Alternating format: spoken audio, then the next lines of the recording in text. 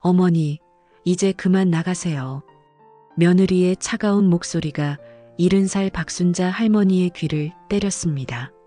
40년 동안 살던 집에서 쫓겨나는 순간이었습니다. 손자 둘을 키우느라 평생 모은 전 재산 8억 원을 모두 내어준 지 불과 3개월 만의 일이었습니다. 하지만 여러분, 이 이야기는 단순한 가족 갈등이 아닙니다. 며느리의 그 한마디 뒤에 숨겨진 진실을 알게 되면 여러분의 생각이 180도 바뀔 것입니다. 과연 무슨 일이 있었던 걸까요?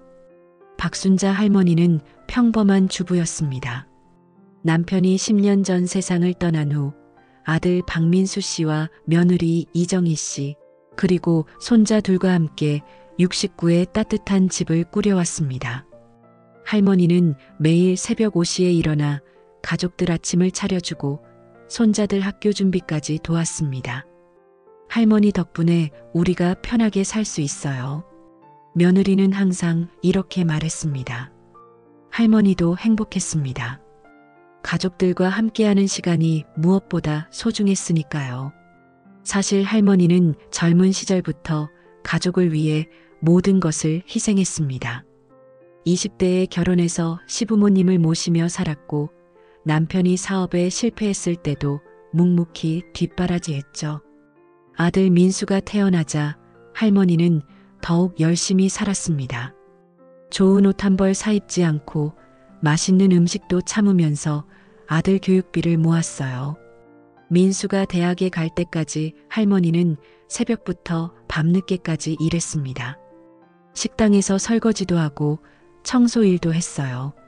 손이 까칠까칠해지고 허리가 아파도 참았습니다. 아들만 잘 되면 된다고 생각했거든요. 민수가 대학을 졸업하고 취직했을 때 할머니는 정말 기뻤습니다. 우리 아들이 드디어 성공했구나. 할머니는 그렇게 생각하며 뿌듯해했어요.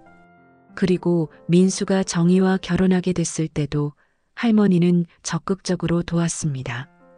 결혼식 비용부터 신혼집 보증금까지 할머니가 모든 걸 지원했어요. 우리 며느리 정말 예쁘고 착하다. 할머니는 정희를 친딸처럼 아꼈습니다. 정희가 임신했을 때는 더욱 정성스럽게 돌봐줬어요.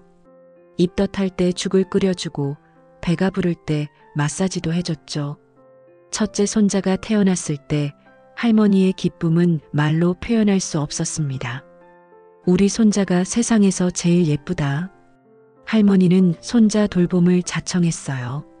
정희가 회사에 다니는 동안 할머니가 모든 육아를 담당했습니다. 기저귀 갈아주기, 우유 먹이기, 재우기까지. 밤잠을 못 자도 전혀 힘들지 않았어요. 손자가 자라는 모습을 보는 게 그렇게 행복할 수 없었거든요. 둘째 손자가 태어난 후에도 마찬가지였습니다. 할머니는 두 손자를 키우느라 정말 바빴어요. 하지만 불평 한 번 하지 않았습니다. 할머니가 키워주시니까 정말 든든해요. 정희는 늘 고마워했고 할머니도 보람을 느꼈어요. 그렇게 10년이 흘렀습니다. 할머니는 손자들과 함께하는 시간이 인생의 전부였어요. 아침에 일어나면 손자들 아침 차려주고 학교 보내고 집에 오면 간식 챙겨주고 매일매일이 행복했습니다. 하지만 변화는 작년 여름부터 시작됐습니다. 며느리의 말투가 조금씩 달라지기 시작했거든요. 어머니, 요즘 음식간이 너무 짜네요. 처음엔 할머니도 그냥 넘어갔어요. 입맛이 달라졌나 보다 했죠. 하지만 이런 말들이 점점 늘어났습니다. 할머니, 손자들이 숙제하는데 TV 소리가 너무 커요. 어머니, 빨래를 이렇게 하시면 안 돼요. 할머니가 청소한 곳이 깨끗하지 않아요. 하나둘씩 불평이 늘어갔어요. 할머니는 혹시 자신이 나이가 들어서 실수가 많아진 건 아닌가 싶어서 더욱 조심하기 시작했습니다. 음식간도 싱겁게 하고 TV 소리도 줄이고 청소도 더 꼼꼼히 했어요. 하지만 정희의 불만은 계속됐습니다. 어머니, 손자들이랑 너무 많이 놀아주시는 것 같아요. 아이들이 할머니한테만 매달려요. 이 말을 들었을 때 할머니는 정말 당황했어요. 손자들과 놀아주는 게 잘못된 일인가요? 할머니는 지금까지 그게 자신의 역할이라고 생각했거든요. 정희야, 그럼 손자들이랑 어떻게 지내야 할까? 할머니가 조심스럽게 물어봤습니다. 그냥 적당히 해주세요. 너무 애들을 버릇없게 만들지 마시고요. 버릇없게? 할머니는 이해할 수 없었어요. 자신이 손자들을 버릇없게 키웠다고? 하지만 며느리 말에 더 이상 반박하지 않았습니다. 가족 화합이 중요하다고 생각했거든요. 그런데 정희의 요구는 점점 더 구체적이 되었습니다. 어머니, 손자들이 과자 먹고 싶어 해도 주지 마세요. 저희가 허락할 때만 주세요. 할머니가 손자들한테 용돈 주지 마세요. 저희 교육 방침이랑 안 맞아요. 아이들이 TV 보고 싶어 해도 숙제 다 끝낼 때까지는 안 돼요. 할머니는 점점 답답해졌어요. 손자들이 할머니한테 뭔가 부탁하면 일일이 정희에게 허락을 받아야 했거든요. 손자들도 처음엔 이상하게 생각했어요.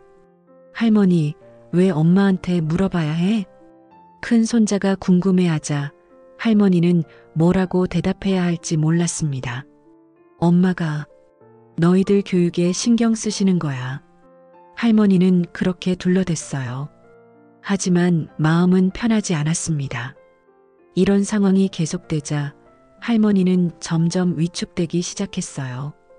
예전에는 자유롭게 손자들과 놀고 집안일도 자연스럽게 했는데 이제는 모든 것을 눈치 보며 해야 했거든요.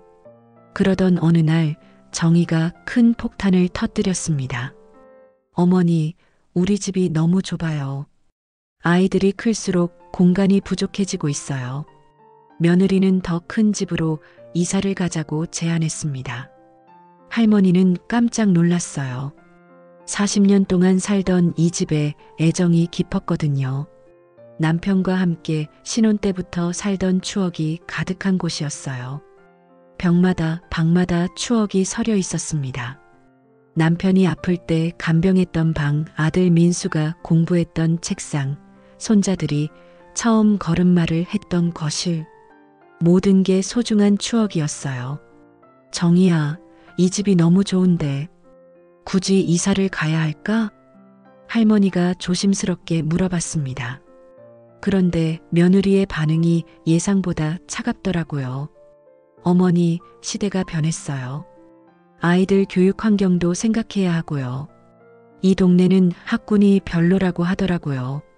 아이들 미래를 위해서라도 이사해야 해요. 그리고 솔직히 말씀드리면 저희도 이제 독립적인 생활을 하고 싶어요. 독립적인 생활이라는 말이 할머니 가슴에 깊이 박혔습니다. 그게 무슨 뜻인지 대충 알 수 있었거든요. 지금까지 할머니와 함께 살면서 불편했다는 뜻이겠죠. 할머니는 마음이 아팠지만 가족을 위해서라면 어쩔 수 없다고 생각했어요. 며칠 후부터 정희는 본격적으로 새집 이야기를 꺼냈습니다. 인터넷으로 부동산 매물을 보여주면서 이런 집이 좋겠다고 말했어요. 어머니, 이 아파트 보세요. 정말 좋죠? 화면에 나온 아파트는 정말 멋있었어요. 새로 지어진 고급 아파트였거든요. 가격이 얼마나 하는데? 할머니가 물어봤습니다. 8억 2천만 원이에요. 좀 비싸긴 하지만 투자 가치도 있고 아이들 교육에도 좋아요. 8억 2천만 원. 할머니가 평생 모은 돈과 거의 비슷한 금액이었어요. 할머니 통장에는 7억 5천만 원이 있었고 지금 살고 있는 집값이 1억 정도 했거든요. 계산해보니 딱 맞는 금액이었습니다. 어머니, 이 기회를 놓치면 안 될 것 같아요. 요즘 집값이 계속 오르고 있거든요. 정희는 할머니를 재촉했어요. 할머니는 고민에 빠졌습니다. 자신의 전 재산을 털어서 새 집을 사는 게 과연 옳은 일일까? 하지만 가족이 원한다면 할머니로서는 어쩔 수 없었어요. 며칠 후 아들 민수가 할머니와 단둘이 대화를 나누자고 했습니다. 엄마, 정희 말이 틀린 건 아니에요. 아이들도 크고 있고 좀 더 넓은 곳에서 살면 좋겠어요. 아들마저 이사를 찬성하는 모습에 할머니는 마음이 복잡했습니다. 민수야, 엄마는 이 집이 좋은데. 엄마, 저희도 이제 나이가 들어가잖아요. 좋은 환경에서 살고 싶어요. 그리고 아이들 교육도 생각해야 하고요. 이 동네 학교보다는 강남 쪽이 훨씬 좋다고 하더라고요. 아들의 말을 들으니 할머니도 이해가 되었어요. 손자들의 미래를 위해서라면 희생할 수 있었거든요. 그럼 이 집을 팔고 새 집을 사는 거니? 할머니가 물어봤습니다. 네, 엄마. 그런데 새 집이 좀 비싸서 엄마 통장에 있는 돈도 보태야 할 것 같아요. 드디어 나온 이야기였습니다. 할머니의 전 재산을 내놓으라는 이야기였거든요. 할머니는 머리가 복잡해졌습니다. 평생 모은 돈을 모두 내놓는다는 게 쉬운 일은 아니었어요. 그 돈은 할머니의 노후 자금이기도 했거든요. 하지만 가족을 위해서라면 할머니는 무엇이든 할 준비가 되어 있었어요. 엄마, 걱정하지 마세요. 저희가 엄마 모시고 잘 살 거예요. 민수의 말에 할머니는 안심했습니다. 알겠다. 가족을 위해서라면 얼마든지. 할머니는 그렇게 대답했습니다. 그날 밤 할머니는 잠을 이룰 수 없었어요. 40년 동안 살던 집을 떠난다는 것도 서글펐고 평생 모은 돈을 모두 내놓는 것도 두려웠거든요. 하지만 가족이 행복해진다면 그것만으로도 충분하다고 생각했습니다. 내 나이에 돈이 뭐가 중요해. 가족들이 좋아하면 그걸로 됐지. 할머니는 그렇게 자신을 위로했어요. 다음 날 아침 며느리가 부동산 계약서를 들고 왔어요. 어머니, 이 집 정말 좋아요. 학군도 좋고 교통도 편해요. 그리고 새 아파트라서 시설도 최신이에요. 계약서를 보니 정말 8억 2천만 원짜리 아파트였습니다. 할머니 통장에 있는 돈 7억 5천만 원과 기존 집을 판 돈 7천만 원을 합치면 딱 맞는 금액이었어요. 어머니, 명의는 민수 이름으로 할게요. 세금 문제도 있고요. 며느리가 자연스럽게 말했습니다. 할머니는 잠깐 머뭇거렸어요. 자신의 돈으로 사는 집인데 명의가 아들 이름이라니. 정희야, 내 돈으로 사는 집인데 명의를. 어머니, 요즘은 다 이렇게 해요.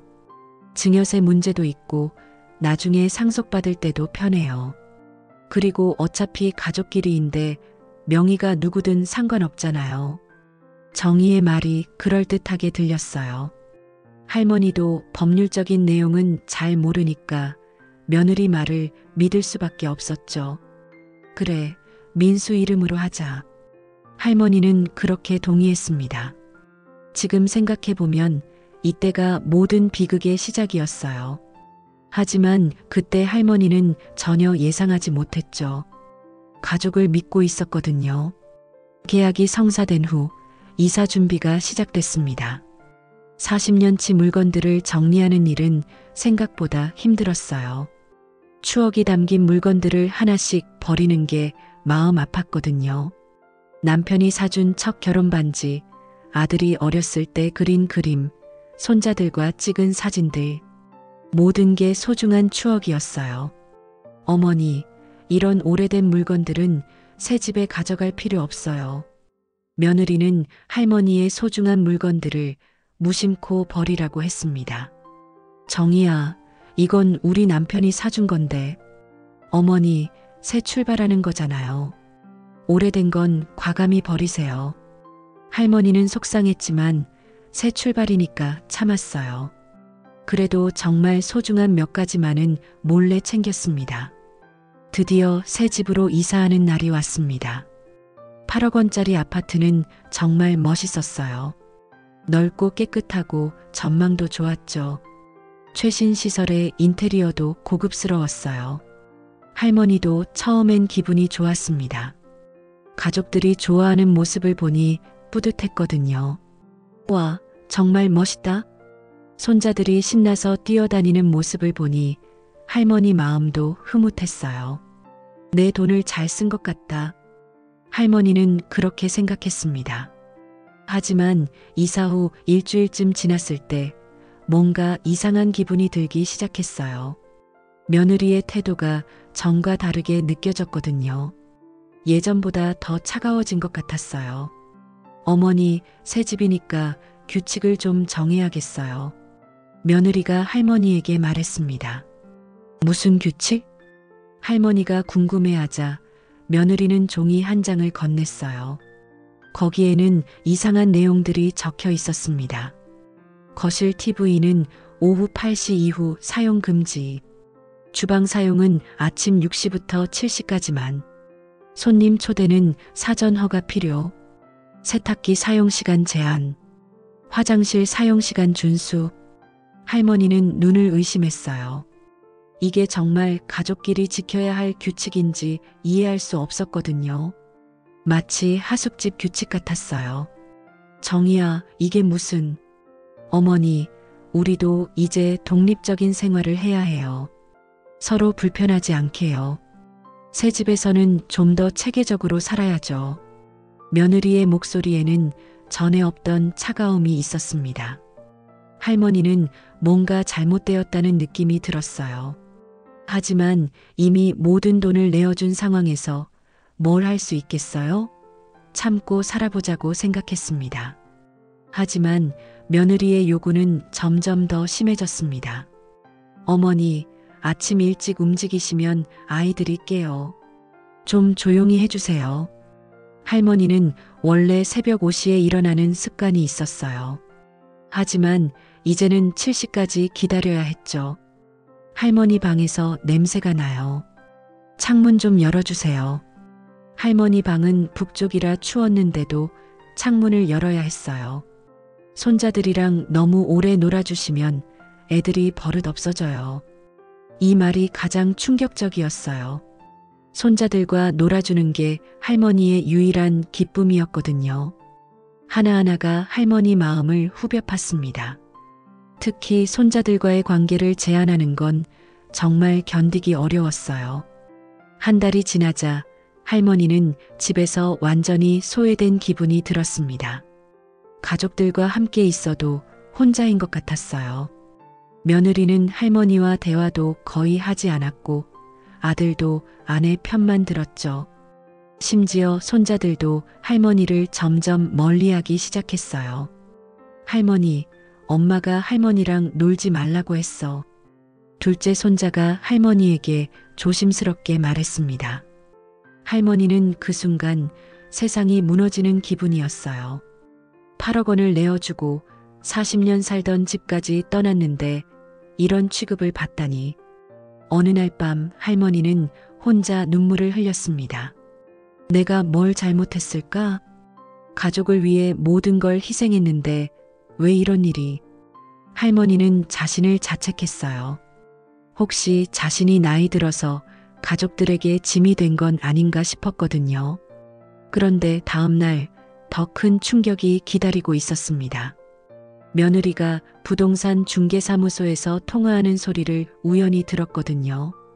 네, 이 아파트 전세로 내놓으려고 해요. 전세금은 6억 정도로 생각하고 있어요. 할머니는 귀를 의심했어요. 자신의 돈으로 산 집을 전세로 내놓는다고? 급히 며느리에게 달려갔습니다. 정희야, 지금 전세 이야기를 왜 하는 거야? 며느리는 잠깐 당황하더니 태연하게 대답했어요. 아, 어머니. 이 집이 너무 커서 관리비가 많이 나와요. 좀 더 작은 집으로 이사하려고요. 그럼 우리는 어디서 살아? 할머니가 물어봤습니다. 그때 며느리 입에서 나온 말은 정말 충격적이었어요. 어머니는 요양원에 가시는 게 어떨까요? 요즘 요양원들이 정말 좋대요. 요양원? 할머니는 머리가 하얘졌습니다. 8억 원을 내어주고 집까지 새로 샀는데 요양원에 가라고? 정희야, 무슨 소리야 그게? 할머니의 목소리가 떨렸습니다. 어머니, 솔직히 말씀드릴게요. 저희도 이제 우리만의 생활을 하고 싶어요. 아이들 교육에도 집중해야 하고요. 그리고 어머니가 계시면 저희가 불편해요. 며느리의 말은 칼보다 날카로웠습니다. 할머니는 그 자리에 주저앉을 뻔했어요. 평생 가족을 위해 살았는데 이런 말을 들어야 하다니. 민수야, 민수야. 할머니는 아들을 불렀습니다. 아들이 와서 상황을 들어보더니 한참을 망설였어요. 엄마, 정희 말도 일리가 있어요. 우리도 이제 독립적으로 살아야 하고, 그리고 엄마도 또래 사람들과 함께 사시는 게 좋지 않을까요? 아들마저 며느리 편을 드는 모습에 할머니는 완전히 절망했습니다. 그날 밤부터 집 안 분위기는 완전히 바뀌었어요. 며느리는 할머니를 완전히 무시했고 아들도 어머니와 대화를 피했죠. 손자들도 할머니와 거리를 두기 시작했어요. 할머니는 하루하루가 지옥 같았습니다. 자신의 돈으로 산 집에서 이런 취급을 받다니 매일 아침 일어나는 게 고통스러웠어요. 가족들과 함께 식사하는 시간조차 괴로웠죠. 며느리는 할머니가 없는 것처럼 대화하지 않았고 아들도 눈을 마주치려 하지 않았습니다. 손자들만이 가끔 할머니를 힐끔힐끔 쳐다봤지만 그것도 며느리 눈치를 보면서였어요. 일주일 후 며느리는 요양원 팸플릿을 할머니에게 가져다 줬어요. 어머니, 여기 정말 좋은 곳이래요. 한번 구경 가보세요. 시설도 깨끗하고 같은 또래분들도 많으시대요. 할머니는 팸플릿을 보지도 않고 돌려줬습니다. 난 집에서 살 거야. 내 돈으로 산 집이잖아. 그러자 며느리의 표정이 싸늘해졌어요. 어머니, 집 명의가 누구 이름인지 아세요? 민수 이름이에요. 법적으로는 우리 집이라고요. 할머니는 귀를 의심했어요. 자신의 돈으로 샀는데 명의가 다르다고 자기 집이 아니라는 거예요? 정희야, 그 돈이 누구 돈이야? 할머니의 목소리가 떨렸습니다. 어머니 돈이긴 하지만 이미 민수에게 증여한 거잖아요. 증여받은 순간부터 법적 소유자는 민수예요. 며느리는 법률 용어까지 들먹이며 할머니를 몰아세웠습니다. 할머니는 그제서야 자신이 얼마나 큰 실수를 했는지 깨달았어요.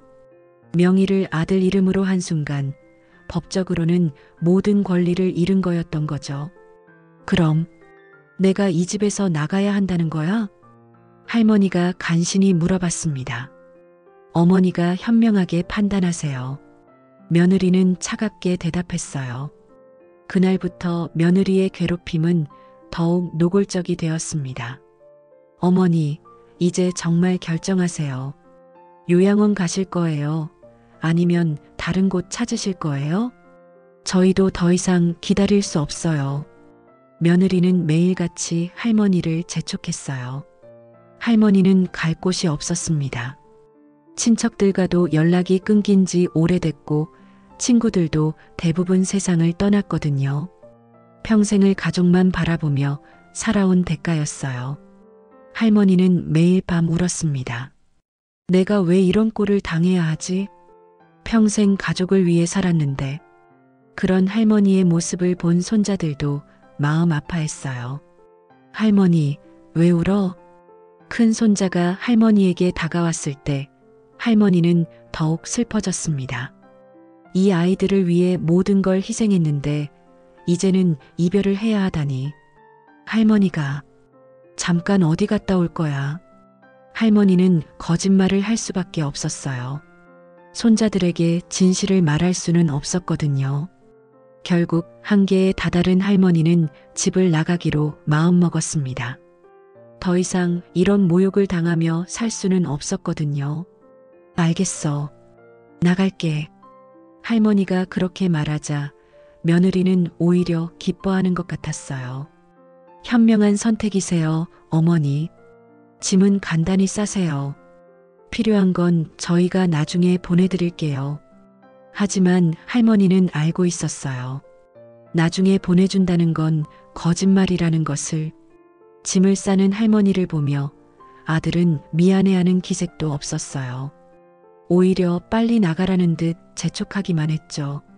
엄마, 요양원 말고 다른 좋은 곳도 많으니까 너무 걱정하지 마세요. 아들의 말은 공허했습니다. 정작 어디로 가라는 건지 구체적인 도움은 전혀 주지 않으면서 40년 동안 살던 집, 8억 원을 들여 산 새 집에서 쫓겨나는 순간이었습니다. 할머니는 작은 가방 하나만 들고 집을 나섰어요. 갈 곳도 없이 그저 길거리를 걸었죠. 11월의 찬바람이 할머니의 뺨을 때렸습니다. 70살의 나이에 집 없는 신세가 된 거예요. 내가 무슨 잘못을 했길래.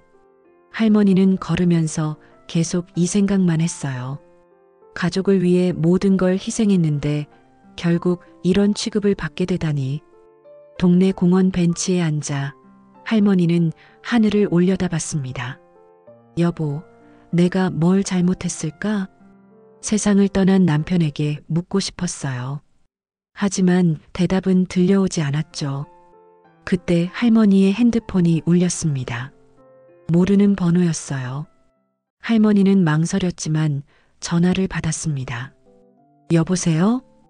혹시 박순자 할머니세요? 낯선 남자 목소리가 들려왔어요. 네. 그런데 누구세요?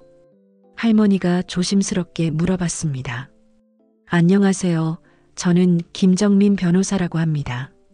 할머니를 도와드리고 싶어서 연락드렸어요. 변호사? 할머니는 깜짝 놀랐어요. 변호사가 왜 자신에게 연락을? 변호사님이요? 저는 변호사님과 일이 없는데. 할머니는 당황했습니다. 할머니, 혹시 지금 어디 계세요? 찬바람에 감기 걸리실까봐 걱정이에요. 변호사의 따뜻한 목소리에 할머니는 눈물이 날 것 같았어요. 오랜만에 듣는 친절한 말이었거든요. 저는 공원에 있어요. 할머니의 목소리가 떨렸습니다. 할머니, 제가 지금 가까이 있어요. 따뜻한 곳에서 이야기 나누실까요? 30분 후 할머니는 근처 카페에서 김정민 변호사를 만났습니다. 40대 중반의 온화한 인상을 한 남자였어요. 할머니, 먼저 따뜻한 차부터 드세요. 변호사가 건넨 따뜻한 차를 마시며 할머니는 조금씩 몸이 녹는 기분이었어요. 변호사님은 어떻게 저를? 할머니가 궁금해하자 변호사가 설명했어요. 할머니와 같은 아파트에 사는 분이 제게 연락하셨어요. 할머니가 이상한 일을 당하셨다고요. 203호에 사시는 분인데 할머니를 많이 걱정하고 계시더라고요. 203호? 할머니는 그 집 주인이 누군지 생각해 봤어요. 엘리베이터에서 가끔 마주치는 친절한 아주머니가 떠올랐죠. 그 아주머니가. 할머니의 목소리가 떨렸어요. 가족도 외면한 자신을 낯선 이웃이 걱정해 준다니. 네, 그분이 할머니 상황을 자세히 설명해 주셨어요. 8억 원을 내어주고 집에서 쫓겨나셨다고요.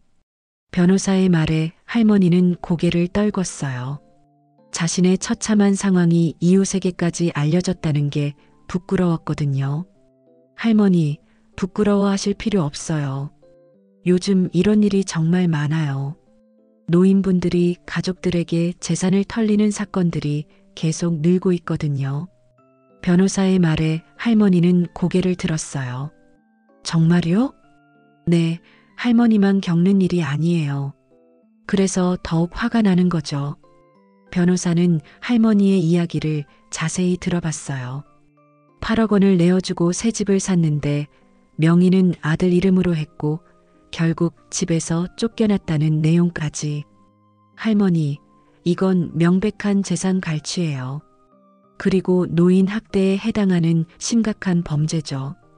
변호사의 말에 할머니는 깜짝 놀랐어요. 범죄라고요? 그럼요. 할머니 돈으로 집을 사놓고 할머니를 내쫓는 건 법적으로 큰 문제가 있어요. 비록 명의가 아들 이름이어도 할머니가 실질적으로 낸 돈이라는 증거가 있잖아요. 처음으로 누군가가 자신의 편이 되어준다는 느낌에 할머니는 눈물을 흘렸어요. 변호사님, 정말 도와주실 수 있나요? 할머니의 간절한 목소리에 변호사는 고개를 끄덕였어요. 물론입니다. 제가 끝까지 도와드릴게요. 하지만 먼저 증거를 수집해야 해요. 할머니 통장 기록부터 확인해 보죠. 다음 날 변호사와 함께 은행에 간 할머니는 자신의 거래 내역을 확인했어요. 7억 5천만 원이 한 번에 나간 기록이 선명하게 남아 있었습니다. 봐요, 할머니. 이 증거면 충분해요.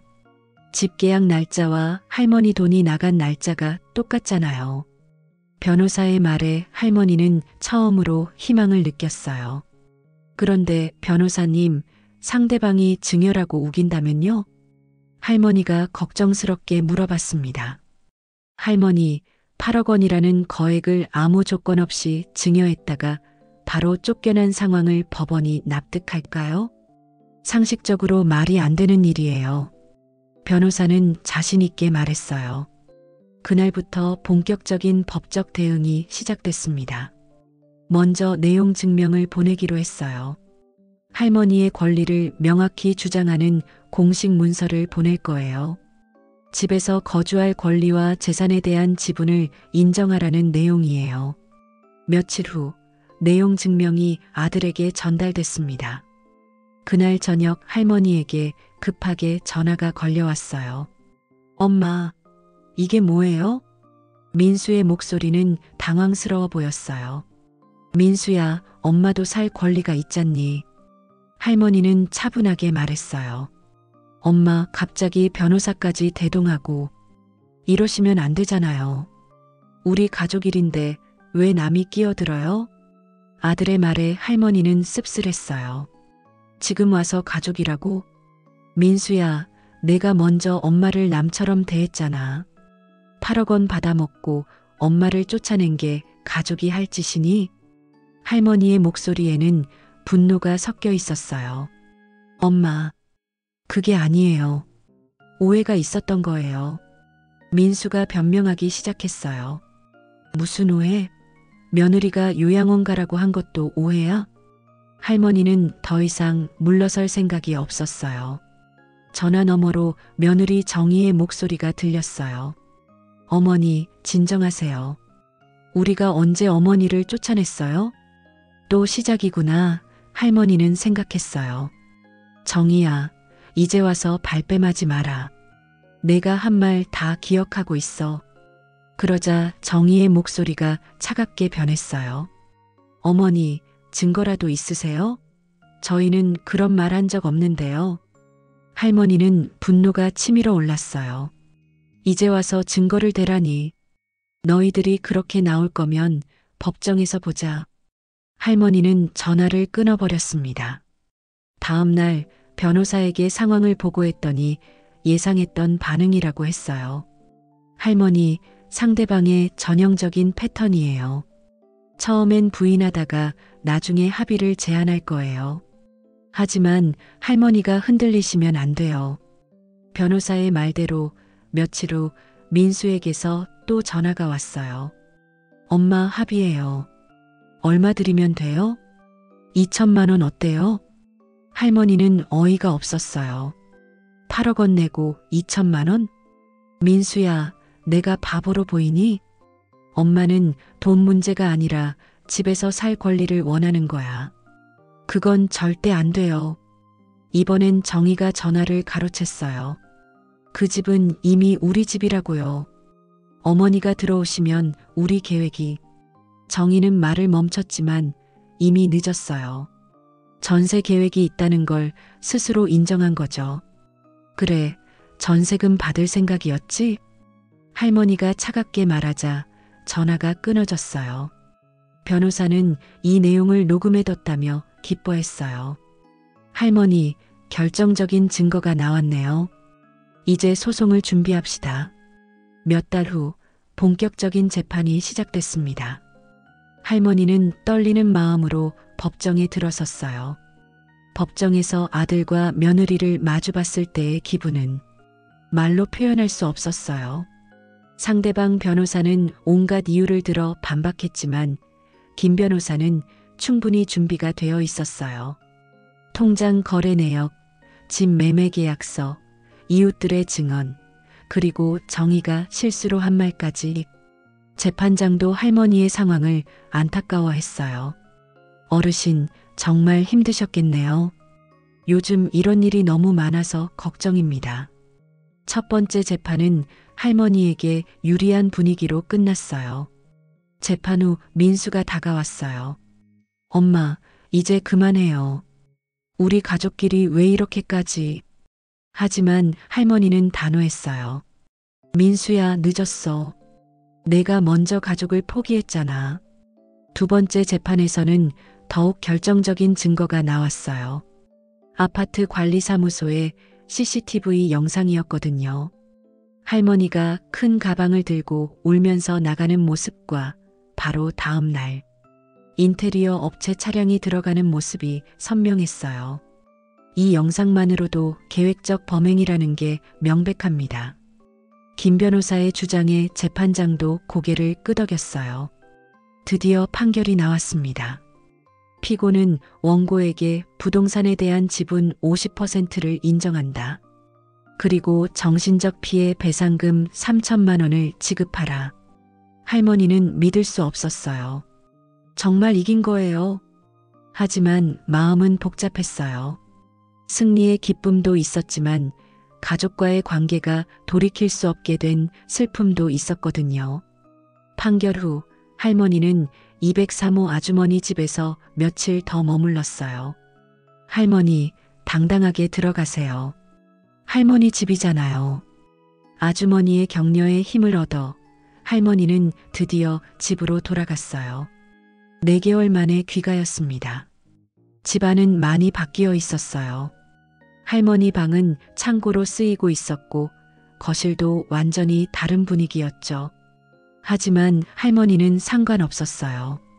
자신의 권리를 되찾았으니까요. 며느리와 아들은 할머니를 무시하려 했지만 더 이상 통하지 않았어요. 정희야, 이제 내가 이 집 주인이야.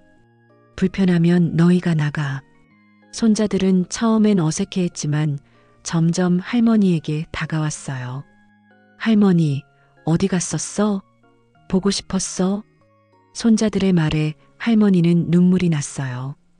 이 아이들 때문이라도 포기하지 않길 잘했다는 생각이 들었거든요. 그리고 놀라운 일이 일어났어요. 몇 달 후 민수가 할머니에게 찾아온 거예요. 엄마, 죄송해요. 제가 정말 잘못했어요. 민수는 정희와 이혼했다고 했어요. 정희가 다른 남자와 바람을 피웠고 그 과정에서 할머니를 이용한 게 드러났다는 거였어요. 엄마 돈으로 집을 사서 전세금으로 돈을 모으려던 게 정희 계획이었어요. 저는 바보처럼 속은 거예요. 민수는 눈물을 흘리며 사과했어요. 할머니도 복잡한 마음이었어요. 하지만 그래도 아들이니까. 민수야, 그래도 내가 엄마를 버린 건 사실이야. 앞으로는 정말 다르게 살아야 해. 그날 이후 민수는 정말 달라졌어요. 할머니께 정성껏 음식도 해드리고 예전처럼 다정하게 대했죠. 손자들도 할머니와 더 가까워졌어요. 정의가 없으니 눈치 볼 일이 없었거든요. 몇 년이 흘렀습니다. 민수는 좋은 여자와 재혼했고 새 며느리는 할머니를 친어머니처럼 모셨어요. 어머니, 저희가 어머니를 모시는 게 당연해요.